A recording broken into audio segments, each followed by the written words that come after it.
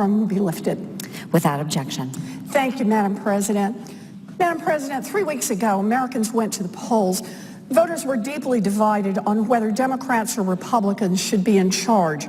Donald Trump is the president-elect, losing the popular vote by more than 2 million people. But there is one thing that Americans are not divided on, one issue that they sent a message loud and clear. According to exit polls, 70% of voters said they think that the American economy and the lawmakers who oversee it are owned by big companies and special interests. That's 70% of everybody, Republicans, Democrats, independents.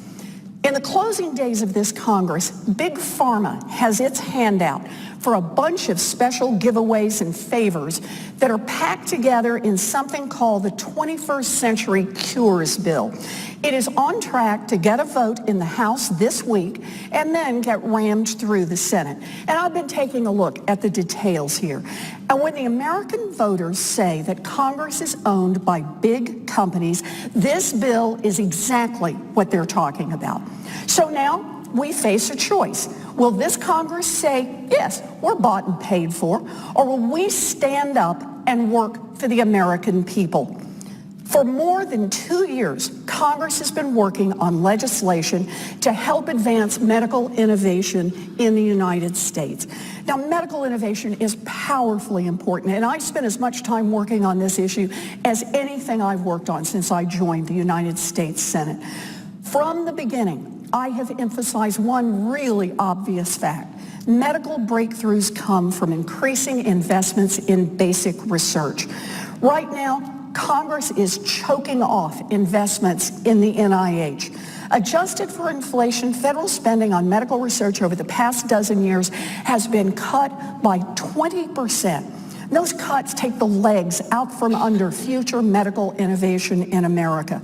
You know, we can name a piece of legislation a cures bill, but if it doesn't include significant, meaningful funding for the National Institutes of Health and the Food and Drug Administration, it won't cure anything. And that's why months ago, Senate Democrats said any so-called cures legislation must have significant investment in medical research. And that's why Senate Republicans publicly committed to do exactly that. But now they have reneged on their promise and let Big Pharma hijack the cures bill. This final deal has only a tiny fig leaf of funding and for the opioid crisis. And most of that fig leaf isn't even real. Most of the money won't be there unless future Congresses pass future bills in future years to fund those dollars. So why bother with a fig leaf in the cures bill? Why pretend to give money to NIH or opioids? Because this funding is political cover for huge giveaways to giant drug companies. There are more examples than I can count in this bill, but I'm going to talk about 3. First giveaway, legalize fraud. You know, it is against the law for drug companies to market drugs for uses not approved by the FDA. Now, some drug companies find this rule annoying. After all, they can make a lot more money selling a headache pill as a cure for everything from hair loss to cancer.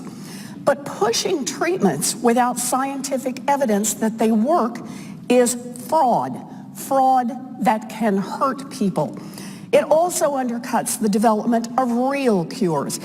And that is why some of the largest law enforcement actions against big drug companies over the past 15 years have involved off-label marketing. Drug companies have paid billions of dollars in penalties. Now, one solution would be for those companies to follow the law, but they prefer Plan B. Cozy up to enough people in Congress to pass this cures bill that would shoot holes in the anti-fraud law. In other words, make it easier for drug companies to get away with fraud. Second giveaway, cover up bribery. Right now, the law requires drug companies to disclose the buckets of money that they shower on doctors and hospitals to encourage them to prescribe certain drugs. It is, by the way, all published on a government website. You can go look up your doctor and your hospital right now online if you want to do that. Now, the drug companies could have responded by ending kickbacks to doctors. But instead, they've chosen Plan B again, cozy up to enough people in Congress to pass this cures bill that would let drug companies keep secret any splashy junkets or gifts associated with so-called medical education and make it harder for enforcement agencies to be able to trace those bribes. You know, Senator Grassley, a Republican from Iowa, says he is outraged by this provision. And I gotta say, I'm with Senator Grassley on this one. Third giveaway, hand out dangerous special deals to Republican campaign contributors. According to news reports, a major Republican donor stands to benefit financially from selling cellular and regenerative medical therapies. If this guy had his way, he'd be able to sell them to desperate people without a final FDA determination that those therapies were either safe or effective. Of course, that would be against the law right now. So this mega donor has poured millions of dollars into Mitch McConnell's personal campaign coffers and into his Republican super PAC, and now he wants his reward. The Cures Act offers to sell government favors. It delivers a special deal so that people can sell these treatments without meeting the FDA gold standards for protecting patient safety and making sure that these drugs actually do some good. You know, keep in mind, people could die from using unproven treatments. In fact, people have already died during carefully controlled research experiments on these types of treatments. Congress should not be in the business of selling FDA favors to the highest bidders, risking people's lives to enrich political donors. Let's be clear. What the Republicans are proposing is corrupt, and it is very, very dangerous. And there's more. Republicans decided to hand out gifts for other special interests. The Cures Act, a bill that is supposed to be about medical innovation, has a giveaway to the gun lobby. The bill cuts Medicare funding. It raids money from the Affordable Care Act.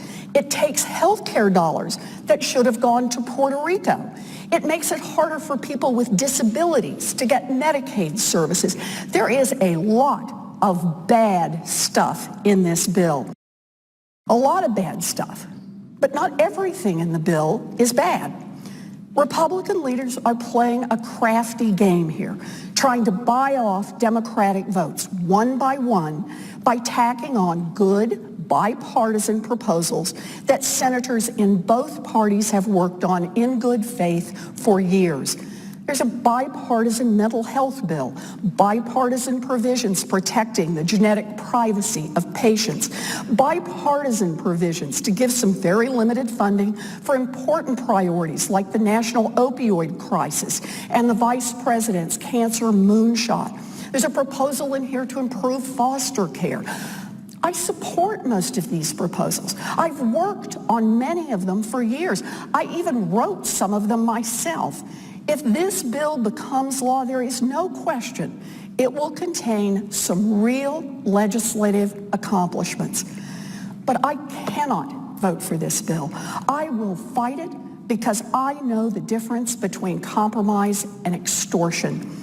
Compromise is putting together common sense health proposals supported by Democrats, by Republicans, and by most of the American people and passing them into law. Extortion is holding those exact same proposals hostage unless everyone agrees to special favors for campaign donors and giveaways to the richest drug companies in the world. Compromise is when senators, Democrats and Republicans, find the way forward on issues that matter to their constituents. Extortion is telling those same senators to forget what your constituents want. We will do nothing with the skyrocketing cost of prescription drugs and nothing to increase medical research. Instead, every important, common sense, bipartisan bill on mental health and genetic privacy and opioid addiction and foster care and anything else will die today unless Democrats agree to make it easier for drug companies to commit fraud, to give out kickbacks, and to put patients' lives at risk. This demand is enough to make me gag. Scientists who invent new cures should be celebrated, along with the companies that support them. But let me be perfectly clear. While the drug industry may get a seat at the table, they do not own the table. I do not care how many armies of lawyers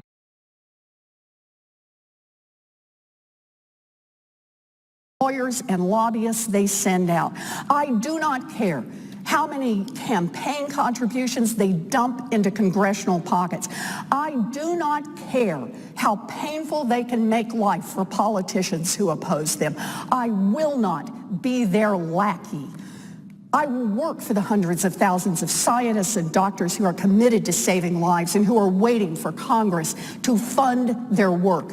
I will work for the millions of families that have been touched by Alzheimer's, diabetes, cancer, and other deadly diseases who are counting on this research. I will work for the 70% of voters who are sick of a Congress that is owned by big donors and giant corporations.